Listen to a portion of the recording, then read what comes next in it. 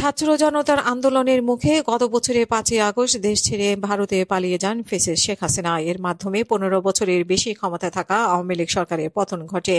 এদিকে ক্ষমতাচ্যুত ফেসিবাদী দল আওয়ামী লীগের পলাতক শীর্ষ নেতৃবৃন্দ প্রতিবেশী দেশ ভারতের রাজধানী দিল্লিতে তাদের প্রধান রণকৌশল প্রণয়নের কেন্দ্র হিসেবে ব্যবহার করছে।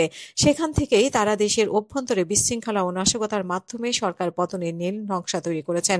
বিশেষ করে দলটির পলাতক নেত্রী শেখ হাসিনার বিরুদ্ধে আন্তর্জাতিক অপরাধ ট্রাইব্যুনালের করা গণহত্যা মামলার রায় ঘোষণার সম্ভাব্য তারিখ 13 নভেম্বরকে কেন্দ্র করে নাশকতার পরিকল্পনা ফাঁস হওয়ার পরেই রাজধানী ও এর আশেপাশে এলাকায় আইনশৃঙ্খলা রক্ষাকারী বাহিনীর অভিযানে অন্তত 37 নেতাকর্মী গ্রেপ্তার হয়েছে, যাদের কাছ থেকে উদ্ধার হয়েছে অস্ত্রশস্ত্র। দিল্লিতে শেখ হাসিনার গোপন আস্তানা থেকেই চলছে নাশকতার গোপন প্রস্তুতি। তবে আন্দোলন পরিচালনায় কৌশল নিয়ে মা শেখ হাসিনা এবং মেয়ে সাইমা ওয়াজেদ পুতুলের মধ্যে গত 4 নভেম্বর কথা কাটাকাটি হয়। পুতুল মাকে এই মুহূর্তে চুপ থাকার অনুরোধ করলে তিনি ক্ষেপে যান বলে হাসিনার উপর নজরদারিতে নিয়োজিত ঢাকায় নিরাপত্তা বাহিনীর সংশ্লিষ্ট সূত্র জানিয়েছে।